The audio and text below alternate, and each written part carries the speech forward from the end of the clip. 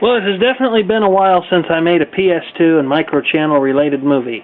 But fear not, microchannel faithful YouTubers, for I have another system here to explore. This system, sitting on top of an IBM PC350 P75 that I trash picked, is a Reply Model 32. This was a company by the name of Reply Corporation's effort to get into the microchannel systems business. Reply was much more well known for their upgrade planar boards for the IBM Personal System 2 line. They also made a lineup of products for the Apple Macintosh, and they made some upgrade boards for the Compaq Desk Pro series as well. I've never seen those, and where Reply boards are fairly common, this system is actually the only Reply Model 32 I have ever seen.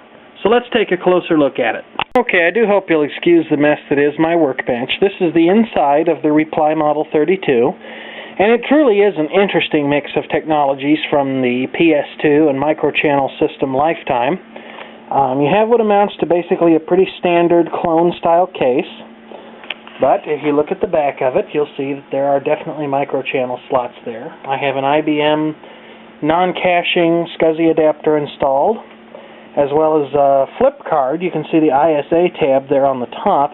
A flip card DCA Irmatrack 16.4 token ring adapter that I actually got new in the box.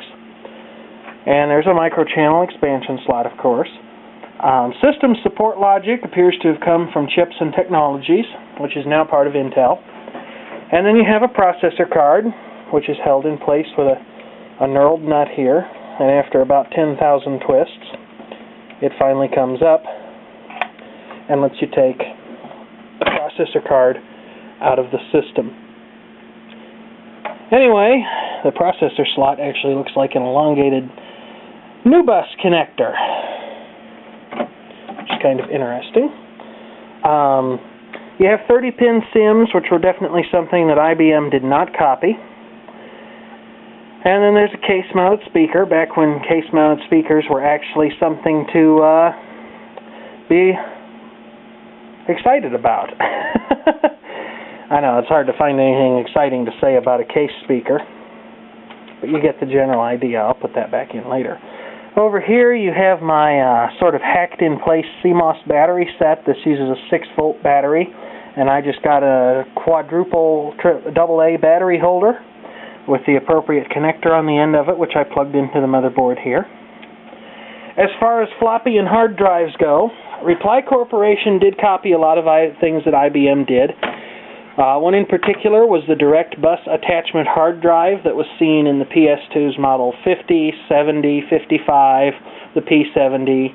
I think there were some other machines that used it as well, but Reply had their own version made by Connor Peripherals in, I believe, a 212 megabyte size. So it was actually bigger than anything IBM offered in the PS2 lineup at the time. The floppy drive itself is a standard clone type, which makes this one of the few microchannel systems for which finding a replacement floppy drive, should one be required, it makes it less of a chore. In the front, and I know this is kind of dark, I don't have my extra light down here, I can't find it, but in the front you have the typical set of connectors and icons and things like that. You have the hard drive, you have the power on, and you have a reset button, something else that was not duplicated on the PS2 line. I chose to use an IBM SCSI hard drive for the time being, although I do have the tape connector for the direct bus attachment drive. The power button is broken off. Anyway, that's pretty much a tour of the basic system and what you would have gotten if you would have purchased a Reply Model 32 when it was brand new. So why don't we see how well it runs? I haven't had this powered on in a while, so hopefully it'll go well. Okay, I have all the cables hooked up, unsurprisingly, and as you'd probably expect, the Reply Model 32 has PS2 ports for both keyboard and mouse. Anyway, let's turn the power on here and see what happens.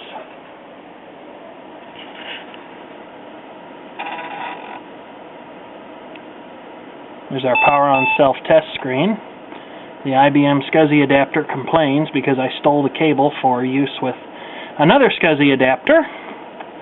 But, assuming I get really lucky, if I can just get that floppy out of there, put it in here, It should boot from that.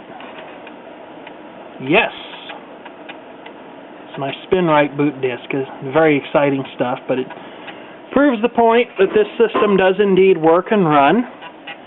And one of these days I'll get around to finishing it up. It's a project that I've just never gotten to, but I'm sure I will finish it someday soon. And when I do, I'm sure to make another video about it if circumstances permit me to do so.